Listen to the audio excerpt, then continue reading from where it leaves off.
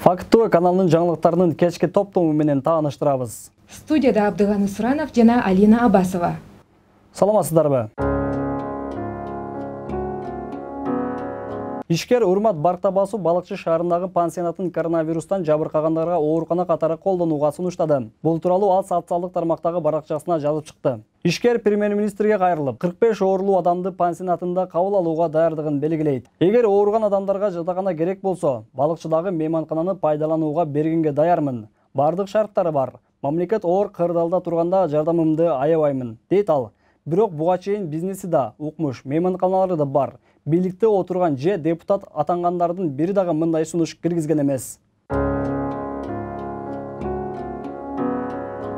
Кечээ 15 мартта премьер-министр Мухамбеткалый Абылгазиев жана Казакстандын премьер-министри Аскан Мамин телефон аркылуу сүйлөштү. Бул тууралуу өкмөттүн аппаратынын маалымат кызматы билдирди. Анда кыргыз-казак кызматташтыгы ошондой эле коронавируска байланыштуу жагдай талкууланды. Талкуу менен эч нерсе бүткөсү ачык, эл аралап премьер өзү түшүндүрүү иштерин жүргүзсө дагы ундун ачык-түлүктүн баасы төмөндөбөй жатканы айтылууда. Анан кайдагы эл аралык чечим деп башың маң болот.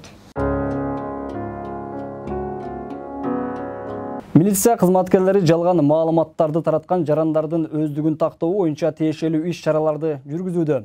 Бул тууралуу ИИМдин маалымат кызматы билдирди. Бишкек шаарында жалган маалымат таратуу боюнча бир факты катталган.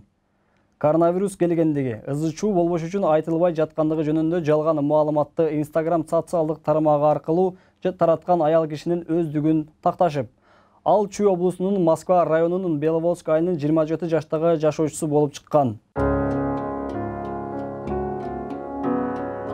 Коронавирус Кыргызстанга дагы келиши ыктымал. Бул тууралуу өкмөт башчы Мухамбеткалый Абылгазиев билдирди.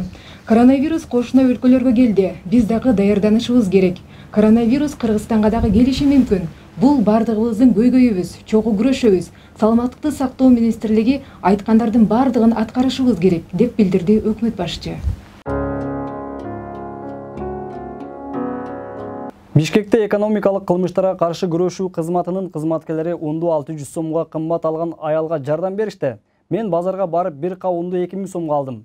Финполициянын кызматкерлери келишип, сатуучудан 600 сомумду кайтарып берүүгө милдеттендирилди. Бир кап ун 1400 сом экен деп билдирди аял. Бул окуя өкмөттүн акыркы учурлардагы эң чечкиндүү кадамы болду дешет билгендер. Мотостон un aldım. Bir müşöktü 2000'den. 2 müşöktü 4000'ga aldım. Kim polisiyanın baldarına uçurap kalıp alardı eşitip gelip proyekte kaldırıp bir müşöktü 1400'den aldım. 2 müşöktü. Akçanızı kaytarıp verdi oşunda? Kaytarıp verdi o.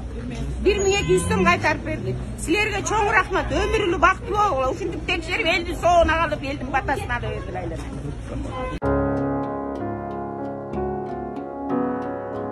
Бишкекте автоунаа айдап качкан 1997-жылы туулган шектүү кыз кармалды.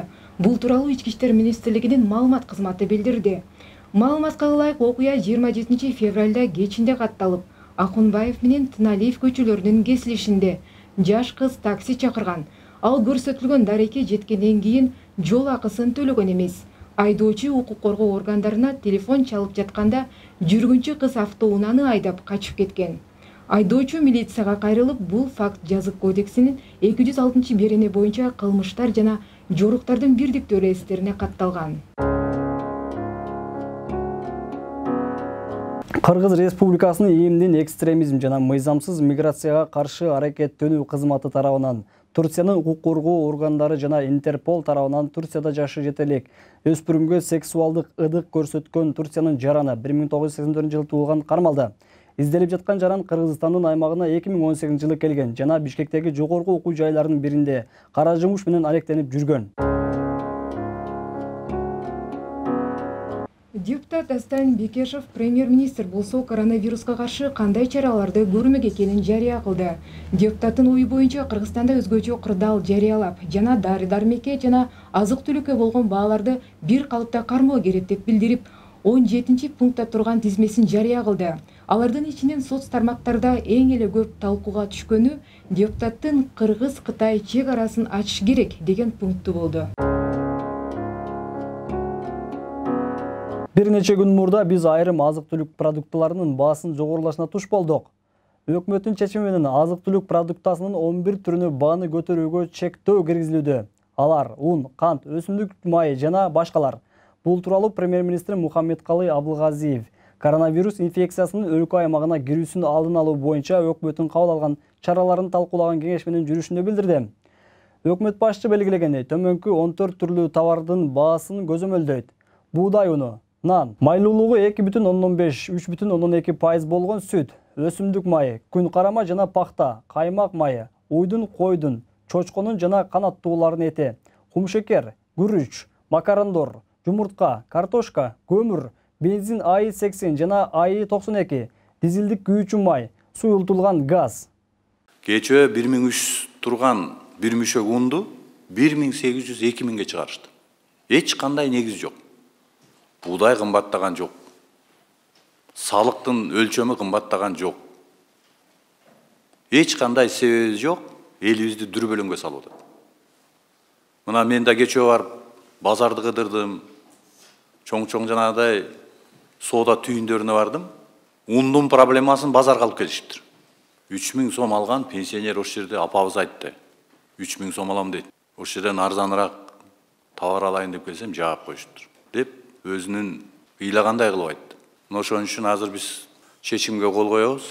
Бүгүндөн баштап бардык региондо баалар канча болуш керек. Монополияга каршы кызматыбыз коюп берген. Чектен өйдө албайм.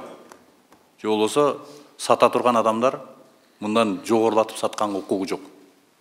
Мына ушул түшүнүктү алып келип, бүгүн бардык бааны кайсы райондо 11 азык-түлүк продукциясынан 11 түрүнө бааны коюп беришибиз керек. 11 түрүнө бааны коюп берип, элибиз шашпай магазинге барып, биз койгон баадан жогору албагандай шарт түзүп бериш керекпиз. Ушул жана башка жаңылыктар менен fakt.kg сайтынан жана fakt.kg tv Instagram баракчасынан дагы таанышсаңыздар болот. Бүгүнкү күнгө карата жаңылыктар топтому мына ушулар болду. Кечиңиздер көңүлдүү улансын. Саламатта туруңуздар. Саламатта туруңуздар.